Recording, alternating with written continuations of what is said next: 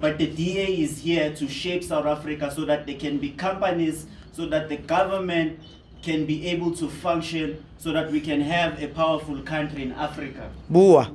Yeah. We must engage in fruitful debates as young people.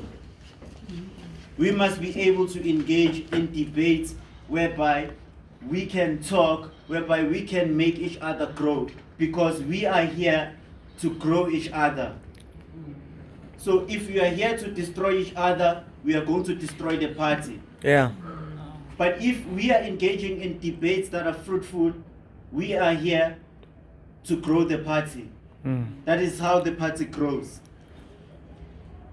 I'm also going to talk about emotional intelligence. It comes down to tolerance. Political tolerance, it's very important in a party that believes in opportunity, diversity, freedom, fairness. Now, when we see other leaders from different political parties succeeding in whatever they are doing, we must acknowledge that success. We must not be hypocrites and insult those leaders. Because what we do is that we're insulting people who are successful, but then we ourselves want to be successful. That is political tolerance. That is how we draw new activists in the party, because they see that the DA acknowledges other people who are not DA members. That is how we draw other people, because if we only insulting people who are successful and we're not tolerating them because they are different from us, they wear different political parties, we are not going to grow. For an example, I'm talking about this. There was a picture of Julius Malema sitting in an airplane first class, and there were DA members who were saying that Julius Malema is a hypocrite. For what? He deserved to be on a first class ticket. Our leader, Musi Maimane, has 3 houses. It's written, it's out there in the newspapers.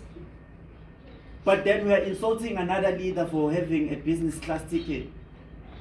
We must have political tolerance. It comes down to emotional intelligence. Young leaders must understand that there are disagreements within a political party. That's how a political party grows. If I post something about an ideology, or if I stand in front of a podium, I talk about an ideology that you do not like, it does not mean that you as a DA member or you as a DA young leader, you must be my enemy. We are different as human beings, and liberalism acknowledges individualism. Individual ideas, it does not mean, just like our leader Kato has said, that you must gang up on someone because they are talking something that is different from your beliefs. That comes to emotional intelligence, whereby you need to ensure that when someone in the DA or when someone in DAU has a different idea that is opposed to yours, it does not mean that person is your enemy. That person has a different ideology, and we must have that emotional intelligence to say, no, as much as we disagree with each other, we are family. When you disagree with your father, when you leave the house, you don't leave the house and go to the streets. The only person that does that is someone who does not have brains. Because when you disagree with your father, your mother, or your uncle, you decide to leave the house and go live in the streets. You don't have brains. Because you cannot tolerate your own family. Come on, man. We must have emotional intelligence. Meaning that we must engage in debates, we must challenge each other's ideas, but then we must not hate each other. Another thing, the DA youth has potential to grow. This is visible because since Luyolo Mpiti took over as the leader of the DA youth has grown. On the contrary, the DA as the mother body has declined, which is true. And that has affected the growth of the DA youth itself. But then there are people outside that are saying the DA lost votes because of the DA youth or because of what we post on social media. There's no such thing. The DA youth is the only organization or the only ancillary organization within the party that has the potential to draw new people. We do not want old people here. We do not want old people. We do not want 60-year-olds to be new members. No.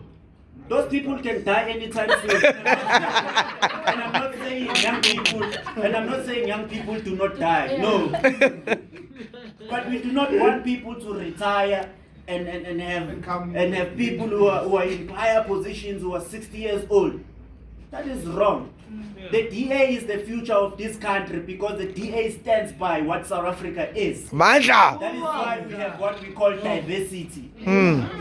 And when we talk about diversity, there's a mistake that we make as young people in the DA that we only talk about race. No. Diversity is not about race within the DA. It's about culture. It's about language. It's about background, socio-economic status. Some of you come from rich families. Some of you come from poor families. And I know some people will judge me and say that I've posted a house of my father, a very huge mansion. They do not know that we got that because of hard work. We were poor. The same story that Katu was talking about, I can relate. My grandmother raised me in a mud house in Matafen where there's Bombay. There's a multi-million rand project in Bombay, which is a stadium that FIFA World Cup played there. When FIFA World Cup was playing, there was no electricity and running water in the community. The stadium was built in. The DA is the only organization that reflects the future of South Africa. That's why journalists write about Musi Maimane being ahead of his time. So we as the DA youth, we need to engage in activism more. As much as people are posting on social media, they are not here. Where are they? They are not here. Some of them are, I just want to say that hypocrisy is wrong. And some of them are in higher positions, but they are not here, they are young, they are not even 31. But they are going on Facebook and tell you nonsense. Come on, man. Your ideas, but you are the one who comes here and sweat and sacrifice your time. Exactly. To show that the DA exists. Sure. We must engage as young people. We must grow the party because we are the only people that can grow the DA. It's such a shame to see the EFF getting young people in universities. They do not even understand what is the EFF. I've seen this at UJ elections last year. The people they voted for EFF, they did not even know what is the EFF. They were telling us that, no, we do not see you. By the way, Inga is here, can contest that. We campaigned more than the EFF last year. But we did not have young people supporting us. Young people within the DA in the University of Johannesburg are behind closed doors. They're in the closet about the DA. They do not come out and support. The fact it comes down to that we must be active in our party because there are more members of the DA on Facebook as compared to more members in the DA on real activities that are taking part in our communities. Without wasting any time, let me move forward. Media coverage also. We must be focused on drawing the attention of the media. And I want to tell you something that the media, they are journalists on City Press. I know them. They are journalists on City Press that do not like the DA.